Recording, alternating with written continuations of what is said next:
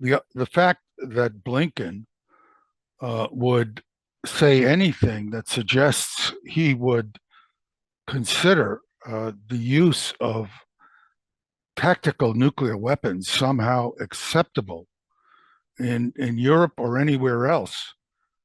It's just hard for me to understand if he has any idea about what he's talking about. And frankly, I believe he doesn't have much of an idea of what he's talking about. And this is this attitude, this cavalier attitude towards something that I think uh, knowledgeable people who have worked on these issues would tell you would, with overwhelming likelihood, result in the destruction of modern civilization as we know it for his uh, for minimizing embarrassment to the Biden administration for political problem they have it's beyond my belief. I mean, it's beyond belief to me that anybody could be both so ignorant and so reckless. I don't know how else to state this. I realize it's very strong language, but it's just hard to comprehend that anybody could be so reckless, especially someone who is in a position where decisions he makes has serious consequences for the security of really the modern world. I mean, it's that bad. Now, the it seems to me that the Russians are really very appropriately. Incidentally, I just got off a Zoom talk where with a Russian television program that will run on Sunday, an interview where I talked about the danger of escalation and some of the activities the United States has been involved in, which are clearly aimed at fighting and winning a nuclear war. I mean, there is a disconnect at the top levels of the U.S. government between reality and their perception, their misperceptions of things. And this has really gotten completely out of control. And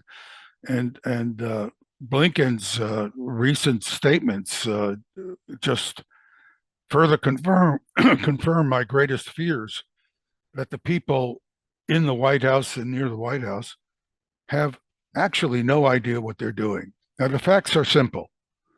Uh, the um, uh, the West, and I'll say it the West, it's really the United States and who leads NATO, has lost the war in Ukraine. The Russian military advances are now absolutely unstoppable unless the Russians were to arbitrarily decide to put down their weapons and run away. The war is absolutely lost. It's actually been lost for a longer time. And the incursion into Kursk that was made by the Ukrainian government has accelerated. I want to underscore this incursion has accelerated the disastrous military defeat of Ukraine. What the Ukrainians did is they pulled their most capable and experienced forces from their eastern front and put them into this incursion into Kursk. Now, the incursion has failed. We know, in all likelihood, the incursion was the objectives of the incursion was to take the nuclear facility in the city of Kurchatov, which is west of the city of Kursk, and to take over that reactor facility in an operation that would be a kind of nuclear blackmail operation, similar to what might have occurred if the Ukrainian government was able to retake the nuclear reactors at Zaporizhia.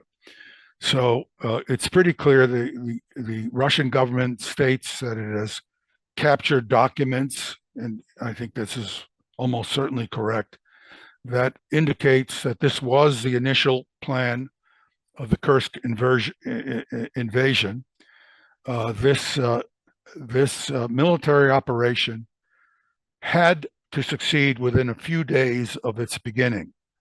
In other words, it could not succeed unless it caught the Russians completely by surprise and took advantage of this surprise and was able to take this nuclear facility almost immediately. The Russians reacted very quickly and stopped the incursion. The initial incursion involved maybe 10 to 12,000 of the most capable Ukrainian forces. These forces were equipped with the most capable equipment that was taken from the Eastern Front defensive area for this Kursk incursion. So, for example, there were first line air defense systems that were brought in along with the forces, presumably to try to prevent the Russian Air Force from working freely to destroy their ground forces. The Russian Air Force very quickly destroyed at least 2 Patriot units. These are first line air defense units, a bunch of BUK first line air defense units, and immediately left these forces, these Ukrainian forces, naked to the strikes of the Russian Air Force. So they have no protection against Russian air power. The Russians, up to about now, have caused about 10,000 casualties. This force was originally 11 or 12,000. It may have been reinforced. I don't have the data on reinforcements, but the reinforcements are not large because the Russians have used their Air Force to cut off reinforcement efforts for the Ukrainian forces in Kursk. So this incursion is collapsing as we talk into a major catastrophe for the Ukrainian armed forces. Now, the eastern defensive areas have now been taken. They have lost their most capable, experienced fighting forces. The forces that have been left on the eastern defensive areas are largely forces containing recent conscripts, people who have been taken against their will, put into the army, have very minimal training. They don't want to be there. They are dropping their weapons and running in many of the situations. They're surrendering in many of the situations. They're being killed at a very high rate by the Russians in many other situations. And we are very close to a complete collapse of the Ukrainian defensive forces in Donbass.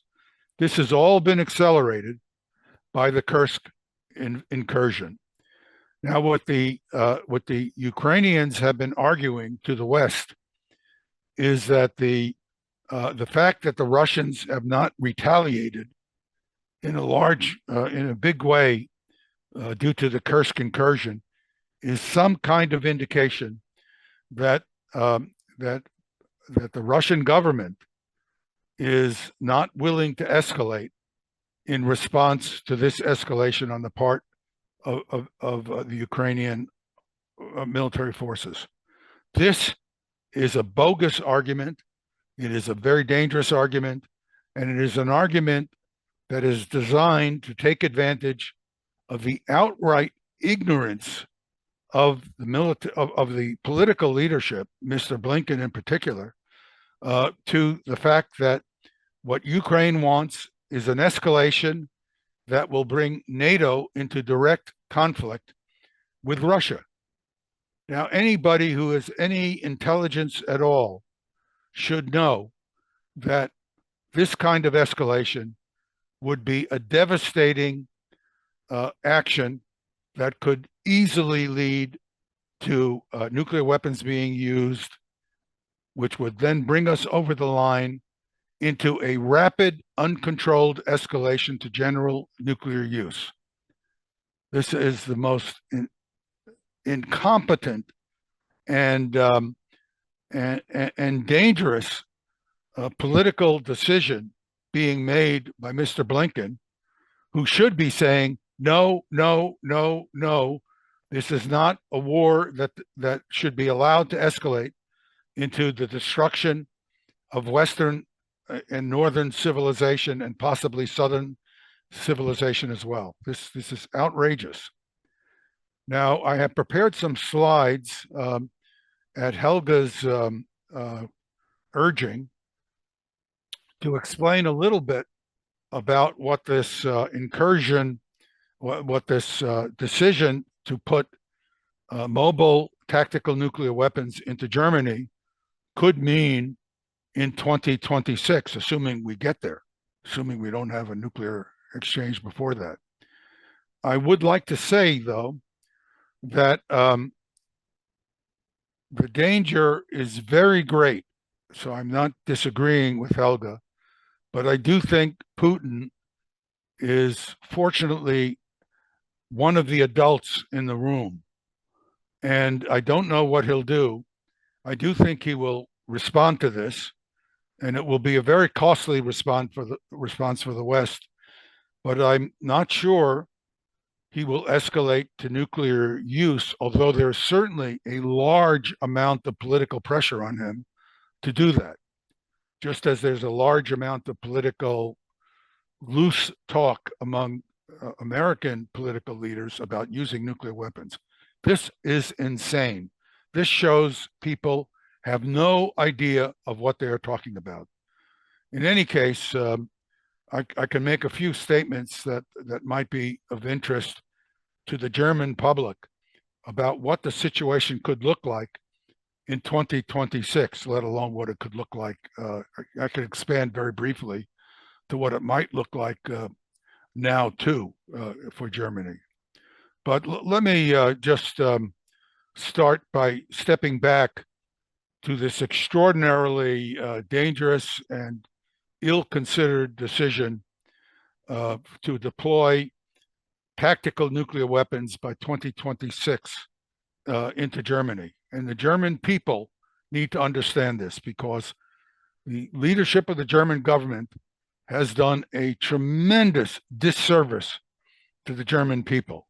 Not only have they done a disservice in terms of endangering Germany in terms of the potential for nuclear war, but they have done a tremendous disservice to the German economy, because the destruction of the Nord Stream pipeline is the major factor that has led to the ongoing and continuing collapse of the German industrial capabilities over this last year. So this sudden contraction of the gross domestic product, the problems with Volkswagen being near to having to move manufacturing out of Germany. All of these are things that have been agreed to by the German government, that are decisions made in Washington, D.C. So I just want to point this out as well, that the German government is not being served by its own political leadership. Its own political leadership is accepting decisions in Washington that have done and will continue to do very severe damage to Germany's industrial future, its economic future, and the economic future of all of Western Europe. And it's a failure of leadership at the most fundamental level to not protect your own country from very bad decisions that are being made outside of your country, in this case, Washington.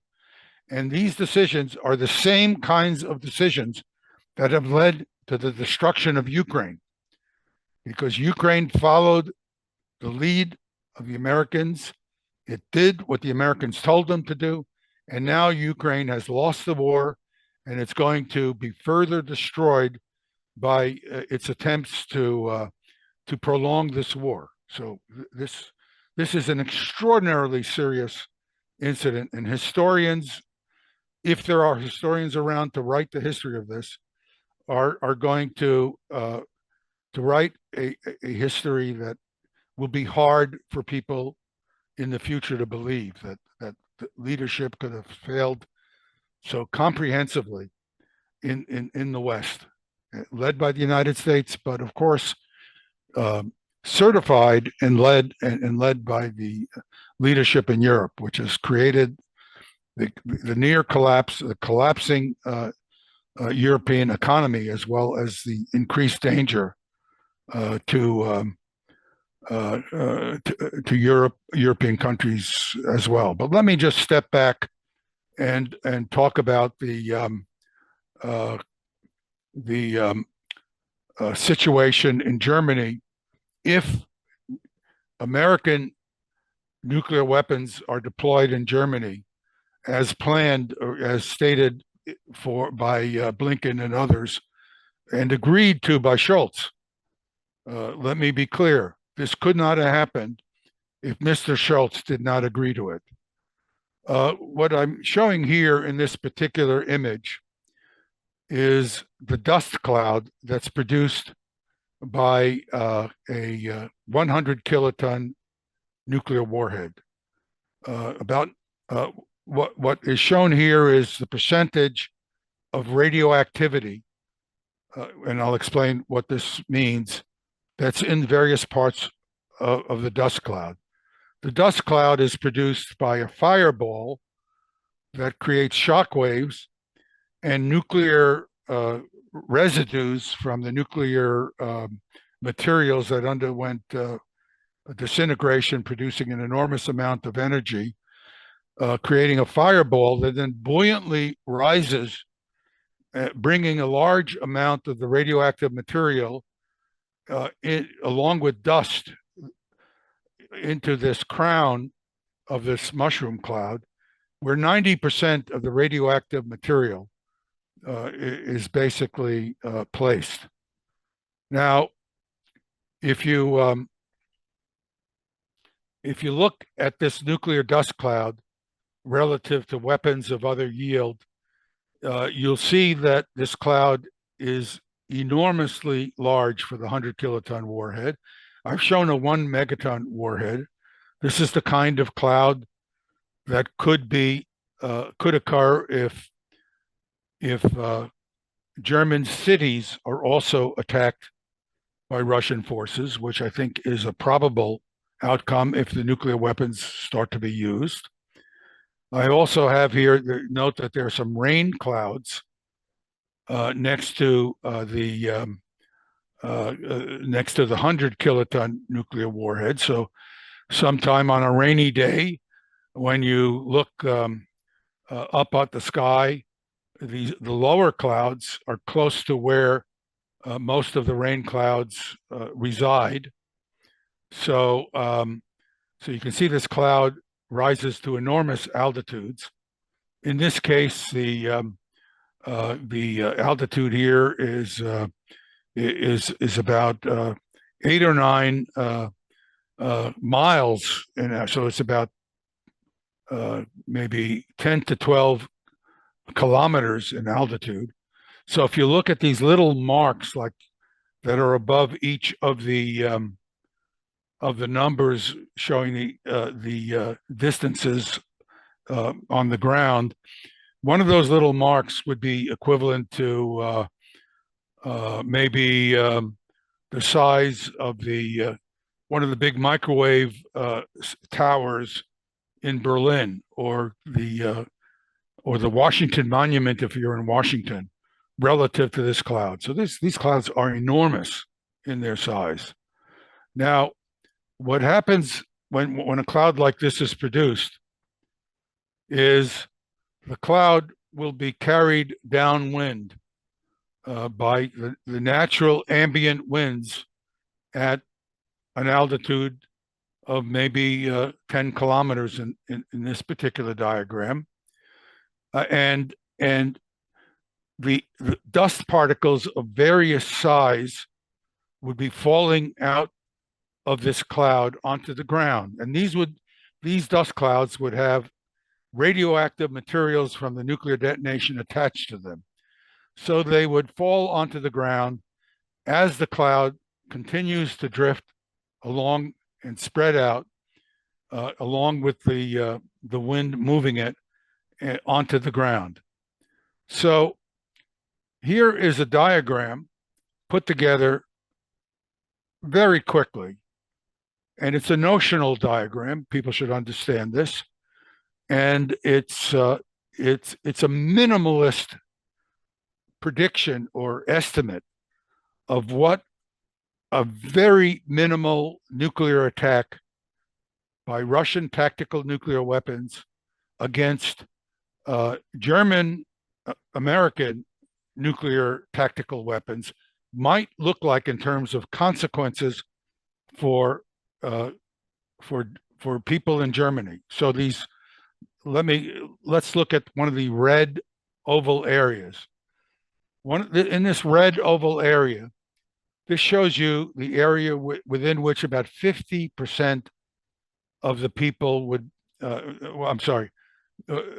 where everyone in this area would get a lethal dose of radiation if they didn't evacuate the area immediately after a nuclear weapon was detonated, a Russian tactical nuclear weapon of 75 kilotons yield is detonated on a site where the Russians believe there are German, American tactical nuclear weapons that might be launched.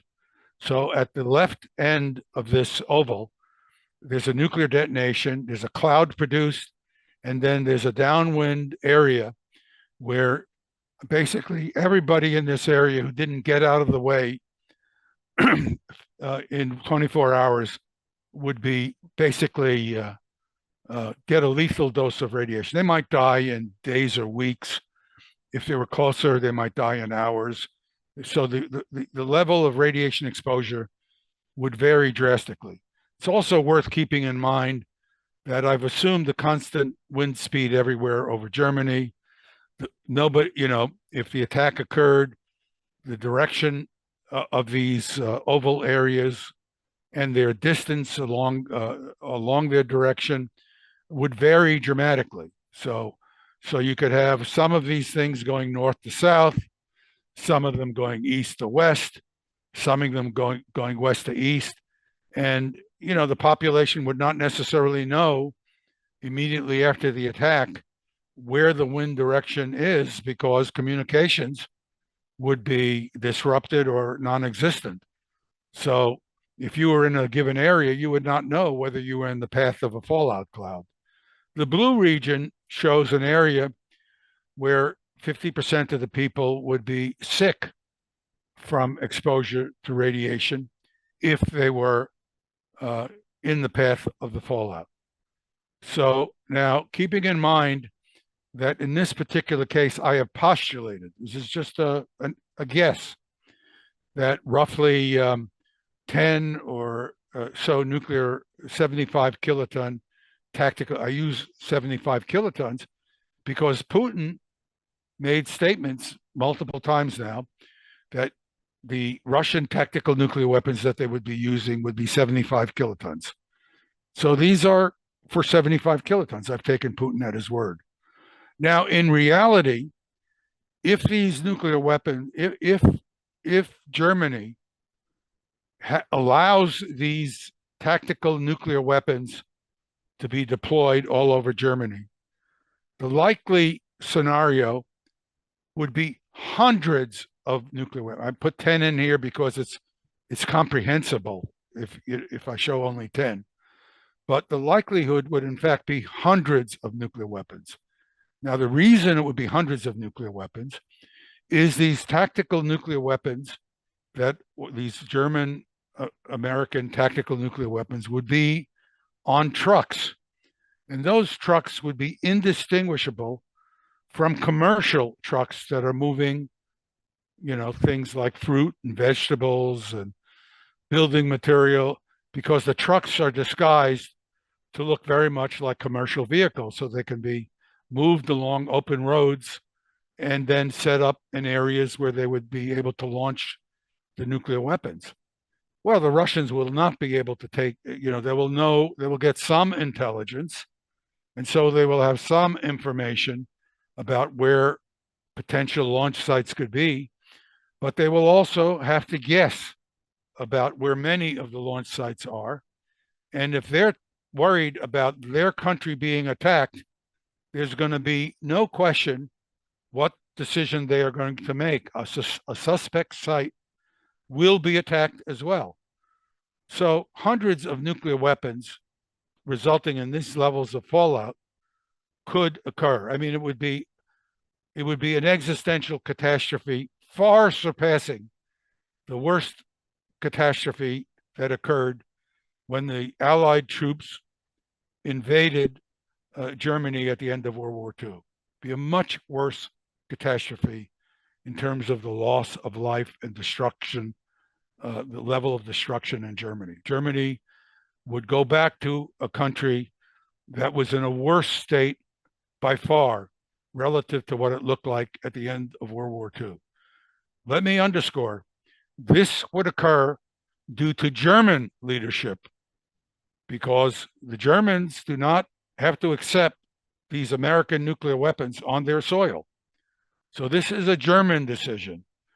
German citizens have a right to determine whether or not this happens in Germany. And I have put this together on very short notice. So I can do more detailed analysis for people in the future. So people can get more information from me. I'm happy to help people become aware of the potential consequences. I want to underscore that I am not telling people what to do here. It is the decision of the Europeans and the German people in particular with regard to this American decision as to whether or not they will accept this American decision. And the people of Germany need to make sure that they express their will to the German leadership, because Scholz should not be in a leadership position unless if the German people think that this is something they are willing to risk because the Americans want it and Scholz is willing to accept it, then it's your choice. I'm not telling you what to do, but this is a potential consequence of allowing these weapons to be put on German soil. I'll stop here. Thank you.